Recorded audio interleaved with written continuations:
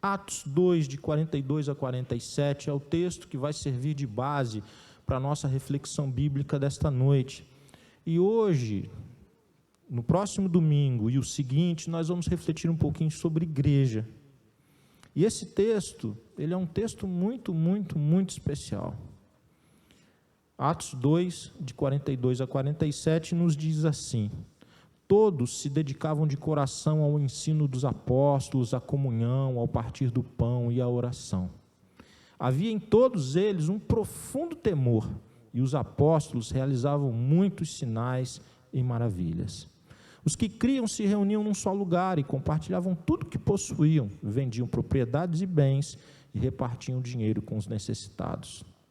Adoravam juntos no templo diariamente, reuniam-se nos lares para comer e partiam o pão com grande alegria e generosidade, sempre louvando a Deus e desfrutando a simpatia de todo o povo. E a cada dia o Senhor lhes acrescentava aqueles que iam sendo salvos. Amém. Esse texto relata o início da igreja de Jesus Cristo.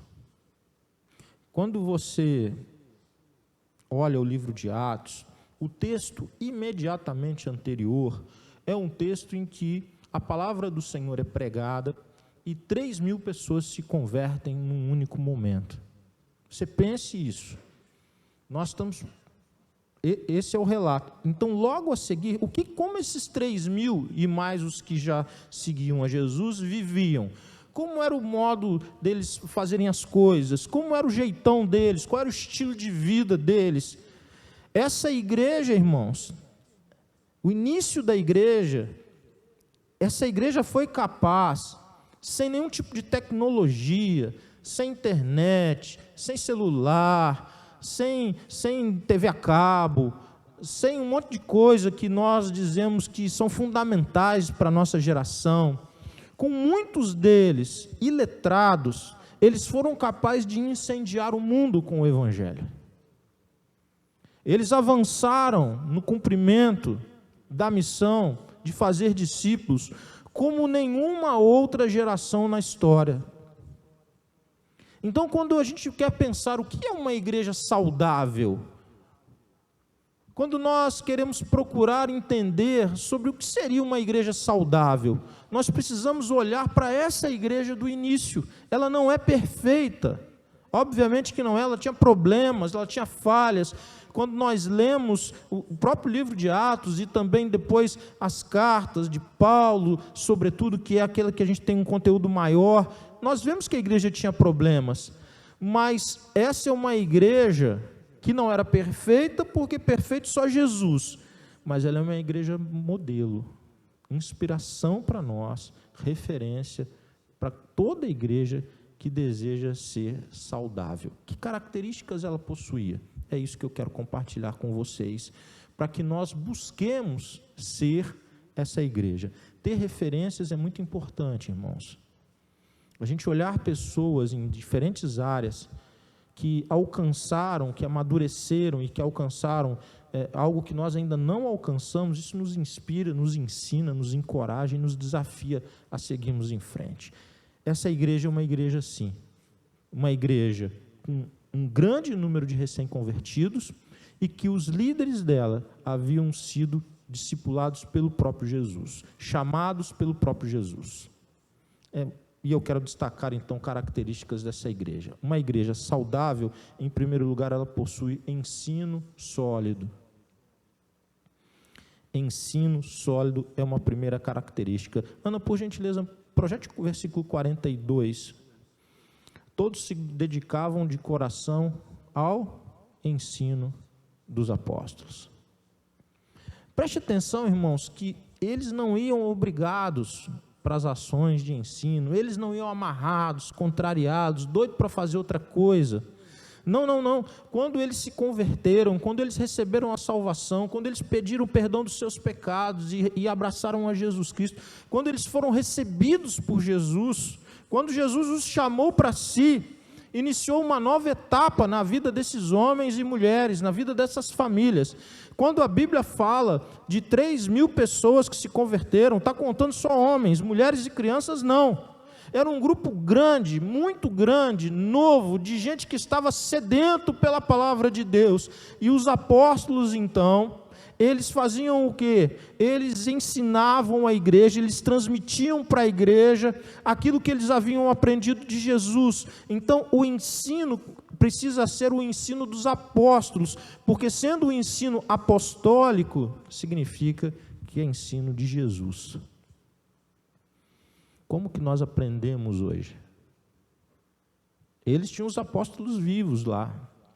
Eles tinham os líderes que os próprios apóstolos formaram. Nós aprendemos através da palavra de Deus, que registra o que eles ensinaram para aquela igreja e para gerações até perto do ano 100. O que eu quero mostrar para você é que a gente pode fazer uma fumaça, irmãos. A gente pode fazer um efeito, a gente pode fazer um movimento, a gente pode encher ambientes, a gente pode criar uma situação de energia no ambiente, mas o que faz a igreja avançar é ensino. Igreja ruim de Bíblia é igreja fadada ao fracasso. Fadada ao fracasso. O que faz com que pessoas, famílias, perseverem, avancem, lutem, porque as lutas são muito grandes, porque há perdas, há sofrimentos, é aquilo que elas conhecem da palavra de Deus. Pessoas que conhecem a palavra de Deus e pessoas que conhecem o Deus da palavra, são pessoas que têm raízes profundas com o Senhor. Elas estão plantadas junto a um ribeiro de água, que é o próprio Jesus Cristo. E pode vir seca, pode vir intempérie, mas elas estão sendo alimentadas, porque suas raízes estão em Jesus, e elas vão frutificar no período correto. A primeira característica e o primeiro destaque do texto é que aqueles homens e mulheres, que era uma casa espiritual, pensar a igreja como uma casa espiritual, essa casa tinha um fundamento, que era Jesus Cristo. Outro dia, conversando sobre construção, sobre obra, com o Claudir, a gente estava falando sobre a etapa da fundação, que é uma fundação para edifício e tal, e a resenha estava solta. E eu, com todo o meu conhecimento nessa área, né, irmãos, disse para ele o seguinte: Claudir, é muito legal quando a Bíblia diz que Jesus Cristo é a pedra angular ou a pedra de esquina sobre a qual nós construímos a nossa vida. Porque no conhecimento daqueles dias, a construção ela começava de um canto, de uma esquina, e partia dali o restante da construção. Então, a ideia de uma pedra angular ou pedra de esquina é exatamente aquela que é o fundamento daquilo que vai ser construído. Qual é o seu fundamento? Qual é o fundamento da sua vida, da sua família? Você está construindo o seu casamento, a criação dos seus filhos, o seu namoro, o seu noivado, a sua carreira profissional, sobre que fundamento? Igreja saudável é aquela igreja em que os crentes, os seus membros, fundamentam as suas vidas em Cristo Jesus. Irmãos, cuidem, porque avivamento ou pseudo-avivamento fora da palavra de Deus é avivamento fake, é fogo estranho, não honra e não glorifica a Deus. Quando nós estamos lendo aqui um grande avivamento, irmãos, mais de 3 mil, o sujeito prega, cheio do Espírito Santo, e as pessoas reconhecem seus pecados e recebem a salvação, um baita de um avivamento, e a gente vai ver como eles viviam exatamente buscando ensino sólido para as suas vidas. Não se contente com menos. Segunda característica dessa igreja, irmãos, versículo 42, diz assim: todos se dedicavam de coração ao ensino dos apóstolos, foi o primeiro destaque. O segundo, a comunhão. Mas eu quero avançar um pouquinho mais. Passe para mim, por gentileza, Ana. Não, volta um pouco, no 45. Vendiam propriedade. Olha só, 44. Os que criam se reuniam num só lugar e compartilhavam tudo o que possuíam. Vendiam propriedades e bens e repartiam o dinheiro com necessitados. Quero tratar um pouquinho sobre comunhão. Quando a gente pensa comunhão, irmãos, na nossa cultura a gente vai pensar o quê? O churrasco, uma mesa bonita, um cafezão fera, uma cuca, né, uma macarronada. A gente vai pensar numa mesa, num ambiente de alegria, de camaradagem. Isso é um aspecto da comunhão, e ele é verdadeiro, e talvez seja um aspecto super gostoso da comunhão, é quando a gente senta junto com amigos, com família, com gente que a gente gosta, para tomar um café, para comer um churrasco, para comer uma macarronada, enfim, para comer aquilo que você gosta e pode comer, e é uma alegria. É bênção, irmãos. Mas comunhão é muito mais que isso. Esse é um aspecto importante. Mas comunhão é muito mais que isso. Comunhão é a ideia de participação comum, é a ideia de partilha. E aí nós vemos que essa igreja, quando a gente olha para a comunhão, duas coisas se destacam. Eles têm comunhão com Deus, eles buscam a Deus, e eles têm comunhão entre si. E eu tenho falado isso, e quero repetir. Quando a gente olha para a vida cristã, a gente percebe que a salvação ela é absolutamente individual. Ninguém vai poder, por mais que deseja, salvar o outro. O único que salva é o Senhor Jesus. Nós oramos pela salvação de pessoas, nós oramos para que ela reconheça Jesus, mas nós nunca conseguiremos salvá-la. Por isso nós clamamos a quem pode, por isso nós pedimos a quem tem poder para isso, por isso nós rogamos ao Senhor que salve pessoas. E aí eu quero te fazer uma pergunta: se o Senhor Jesus hoje, quando você for deitar nesse friozinho gostoso, colocar aquelas várias camadas de coberta, porque hoje não dá para uma camada só, né, gente? E você colocar aquelas 2 ou 3 camadas de coberta e o Senhor Jesus te chamar, não para a glória, fica tranquilo, irmãos, não é para estar com Ele ainda não, mas para uma conversa. Aqueles dias que Deus chama para conversar com seus filhos de madrugada, e Ele falar assim para você: hoje eu vou salvar quem você ora pela salvação delas. Quem encontraria salvação? Se o Senhor Jesus escolher salvar pessoas hoje, que você tem lutado em oração pela salvação delas, quem seria salvo? Aquela igreja que se eu lesse o capítulo anterior, eles estavam em grande comunhão e sintonia, porque eles estavam juntos em oração, aguardando o cumprimento da promessa de Jesus, que lhes enviaria o Espírito. E o Senhor prometeu e cumpriu, o Espírito foi enviado, e eles pregam com ousadia. Mas não há movimento de Deus na igreja que não seja resultado de oração. Até a comunhão, que parece que é coisa nossa e não de Deus, parece que é coisa da gente, de afinidade, de gostar de coisas em comum. Não é. Comunhão verdadeira, comunhão profunda, amizades que a gente constrói, famílias que constroem amizades profundas, elas se fundamentam pelo fato de que elas oram umas pelas outras. Elas ajudam, mas elas oram umas pelas outras. Comunhão vertical e comunhão horizontal. Por que você sabe que havia comunhão? Volta no 42, Ana, por favor.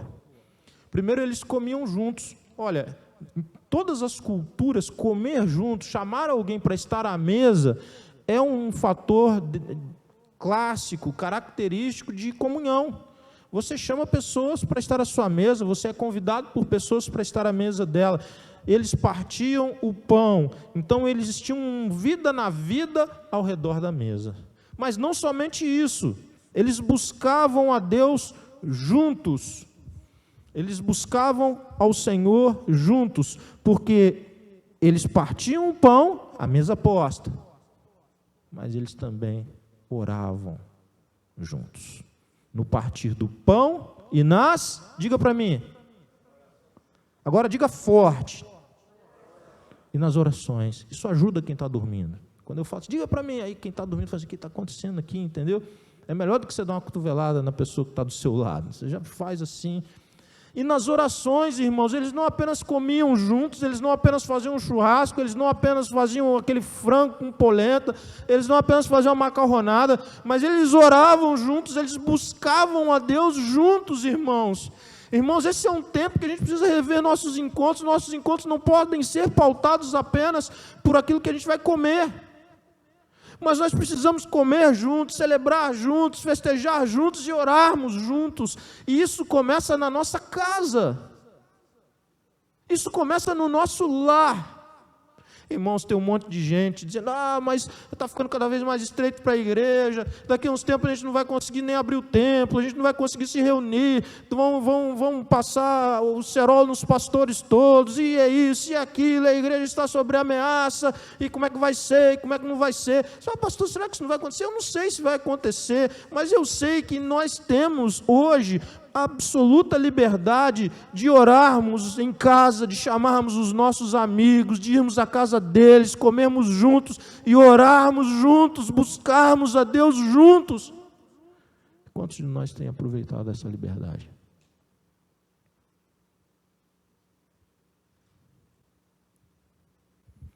A igreja saudável, ela come junto, ela ora junto, ela busca juntos a Deus. Eles buscavam juntos a Deus. Terceira característica,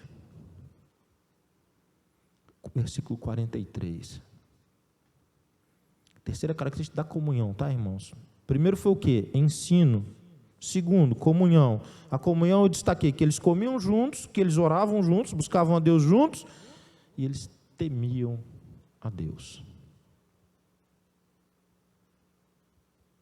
Hoje a gente tem uma ideia de que ninguém pode temer a Deus. Porque, poxa, é temer a Deus. O filho não pode temer o pai, não pode temer a mãe, tem que respeitar, temer jamais. Temor na Bíblia, irmãos,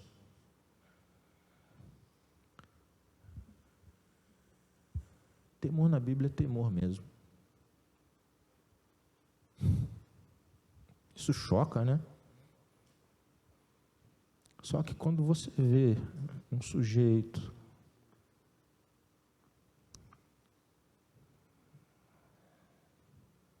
que estava à porta de um templo mendigando, esperando esmolas,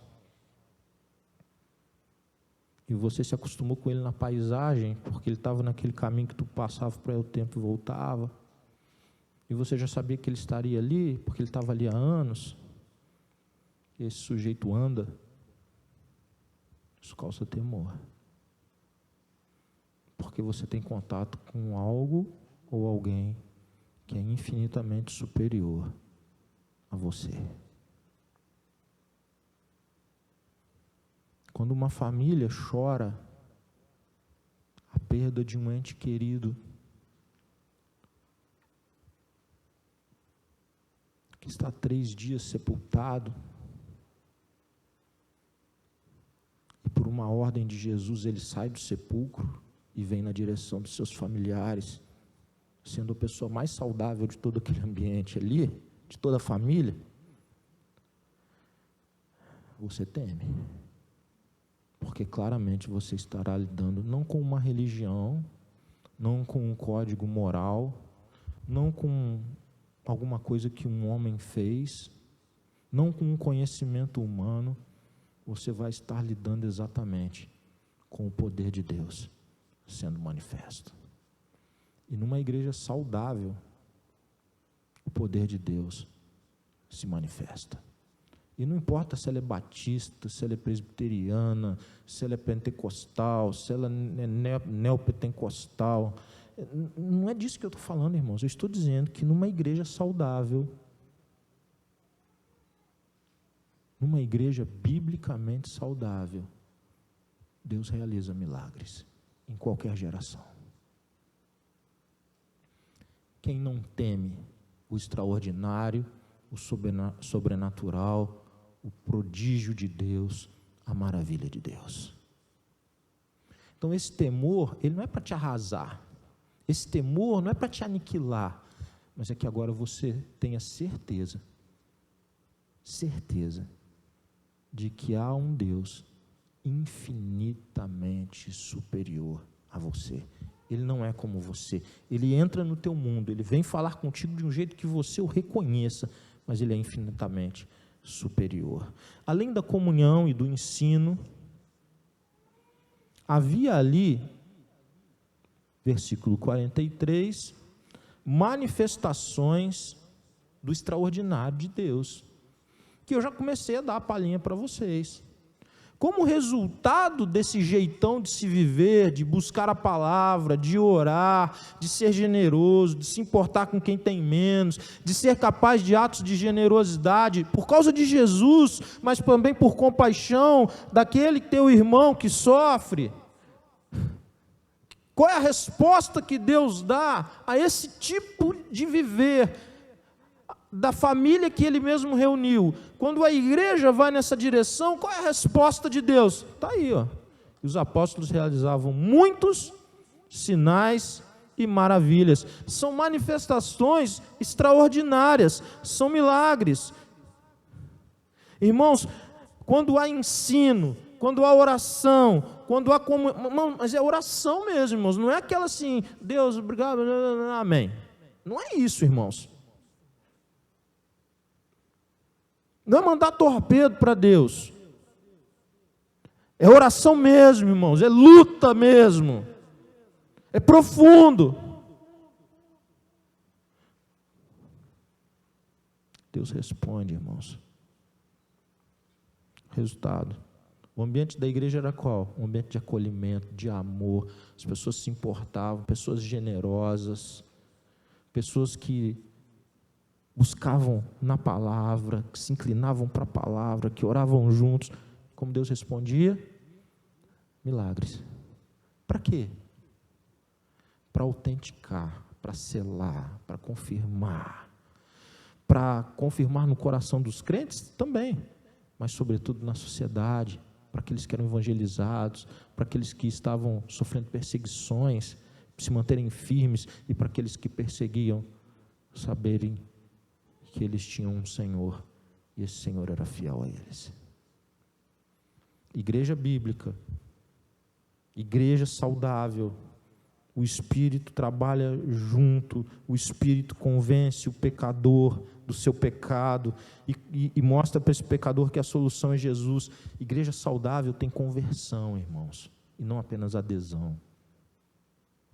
Igreja saudável tem transformação de vida. Aquele que bebia, aquele que era dependente do álcool, aquele que era dependente do tabaco, aquele que era dependente da pornografia, aquele que estava destruindo seu casamento com muitas mulheres, aquele que pintava e bordava. Você pode pensar o pecado que você quiser. Aquele que mentia, aquele que fazia fofoca, aquele que ele não quer mais essa vida, porque ele recebeu Jesus. Sabe como é que é o nome disso? Milagre. Porque a vida inteira ele tinha uma outra visão de mundo e ele não se importava com nada disso. Mas porque Jesus tocou a vida dele, porque ele recebeu o Espírito de Deus, algo dentro dele, ele não sabe os códigos da religião, ele não sabe os costumes litúrgicos, ele não sabe um monte de coisa, mas ele sabe que nasceu de novo pelo Espírito de Deus.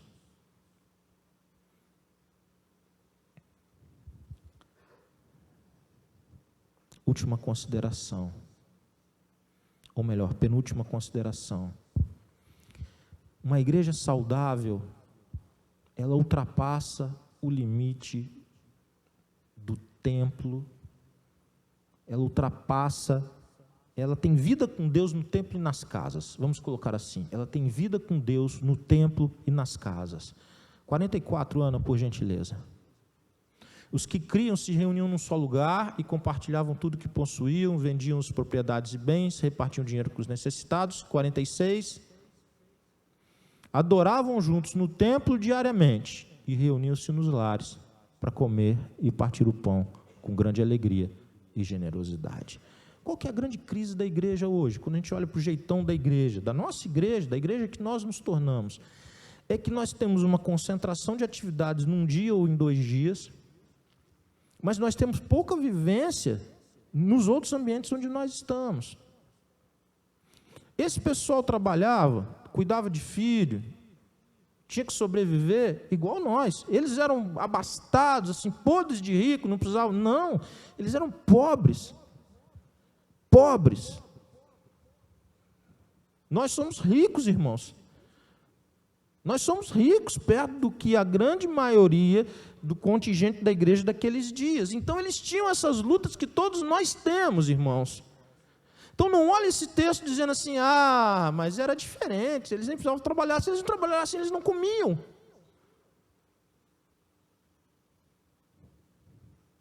Mas eles, de alguma forma, desenvolveram um relacionamento com Deus, de oração, de palavra, e uma comunhão tão grande, que eles faziam tudo isso juntos. Então, o que eles adoravam no templo? Sim, mas eles também faziam em casa. Eles buscavam a palavra no templo, que era o pátio dos gentios, na verdade. A igreja cristã não tinha templo nesses dias como nós temos. Eles ocupavam o espaço do pátio dos gentios, que era onde eles poderiam estar ainda. E o que acontecia, irmãos? Então, aquilo que eles faziam lá coletivamente, eles faziam em casa. Mas o pastor estava em todas as casas, o apóstolo estava em todas as casas? Não, eles não dependiam disso para orar, eles não dependiam disso para adorar, eles não dependiam disso para abençoar uma vida do outro, eles não dependiam disso para compartilharem suas vidas. Mas nós criamos um jeito de ser cristão que a gente dá excepcional valor ao templo, ao clero, ao dia santo, que é domingo. E eles viviam isso 7 dias na semana. Eles viviam isso como estilo de vida, nas construções de vida deles. Então, essa harmonia entre o que eles faziam no templo e em casa, não um dia só da semana, mas todos os dias, não somente no templo, mas no templo e nas casas, não somente quando estava na frente do pastor deles, mas quando eles estavam juntos, e assim eles formavam líderes, e assim os líderes que eram formados formavam outros, e uma igreja vivia organicamente, e eles não dependiam de estar no templo para cultuar a Deus e para adorar a Deus, porque aonde eles estavam, eles cultuavam, eles adoravam, eles aproveitavam os momentos para honrar a Deus.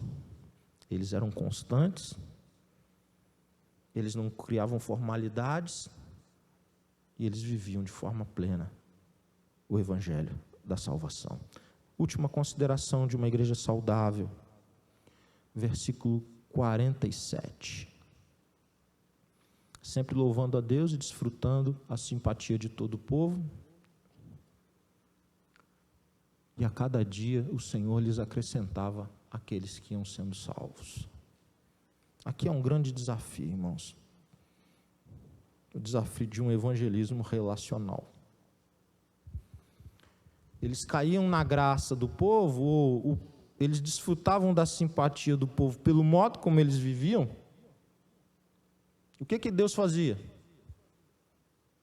Acrescentava gente ao grupo deles, salvando essas pessoas. Qual era o método? A gente quer o método. Qual o método perfeito? Qual o método? Tem algum problema com o método? Não, não tem problema com o método. O método só se torna problema quando a gente acha que é um método.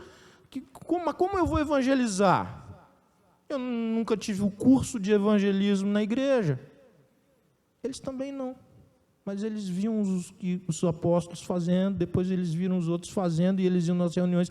As pessoas que oravam tinham um desejo, vontade de ganhar outros, ganhar só seus familiares, seus amigos, porque eles oravam, porque eles liam a palavra. Então eles não se aguentavam de vontade. Quando eles chegavam lá perto dos amigos e dos familiares, eles falavam daquilo que eles estavam vivendo. E aquela pessoa sedenta daquilo que ela não conhecia, falava: então me conta um pouquinho mais disso aí. Era assim, era orgânico.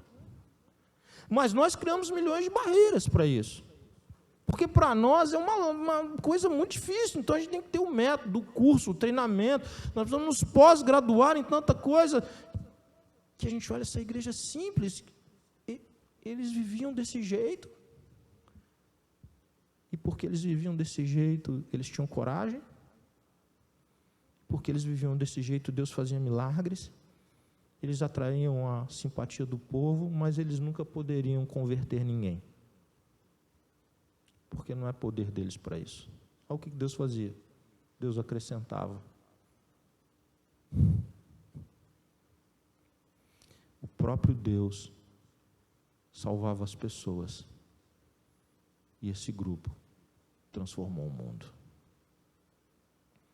O desafio do evangelho. A gente pode aprender muitos métodos? Pode. E a igreja deve oferecer treinamentos? Deve. O que nós não podemos é esconder atrás dos métodos, porque enquanto a gente está procurando métodos, Deus está procurando pessoas. Enquanto a gente está olhando para os métodos, Deus está olhando para a sua vida e te chamando: vem viver comigo, que eu vou usar você, com todos os seus limites, com todas as suas fraquezas, vem estar comigo por inteiro, de verdade, se prostre aos meus pés, me adore, me sirva de todo o coração, entrega a tua vida, aquelas áreas mais difíceis da tua vida, entrega para mim, que eu vou transformar, e os meus propósitos vão se cumprir na sua vida. Você vai ter ousadia, coragem, porque você é bom? Não, você não é bom. Porque você é adequado? Não, nós não somos adequados, mas porque na comunhão com Deus, na comunhão com a palavra de Deus, em oração, na comunhão com os santos, Deus nos leva para lugares que nós nunca iríamos, nós nunca conseguiríamos, nós nunca daríamos conta. Deus nos leva para águas mais profundas. Deus nos leva para uma baita aventura com Ele. Resultado: igreja saudável. Quantos de nós se vê como parte de uma igreja como essa?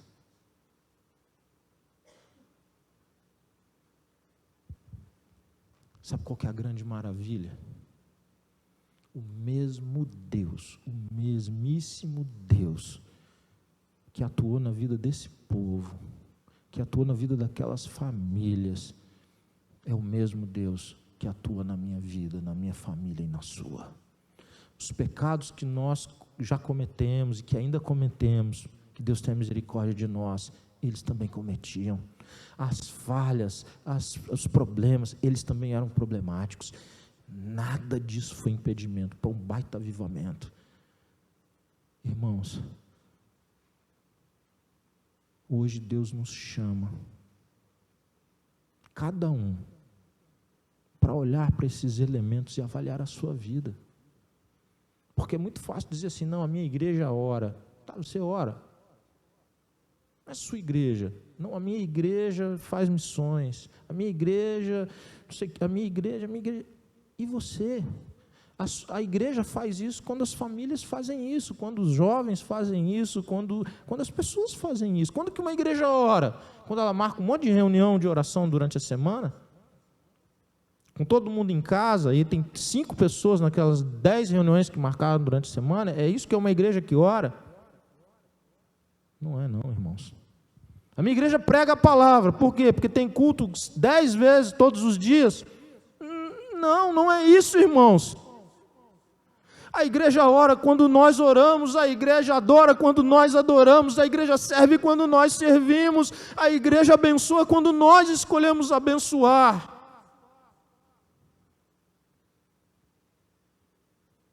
Deus continua chamando o seu povo para viver com Ele, para a glória dEle. Qual área dessas características de uma igreja saudável mais te confronta nessa noite? Qual área dessas destacadas que mais pegam para você e que você se viu tão alheio ou tão distante? Você tem coragem nessa noite de se colocar diante de Deus com seu coração contrito e arrependido e dizer: Deus, eu tenho falhado, Deus. Deus, tem misericórdia da minha vida, porque eu tenho falhado. Deus, tem misericórdia da minha vida. Eu não quero permanecer assim, eu não quero permanecer como eu sou, eu não quero permanecer com as minhas possibilidades, eu não quero permanecer fazendo o que eu sei fazer, o que eu tenho coragem para fazer. Eu quero ser quem o Senhor quer que eu seja, eu quero que a minha família seja como o Senhor planejou que fosse.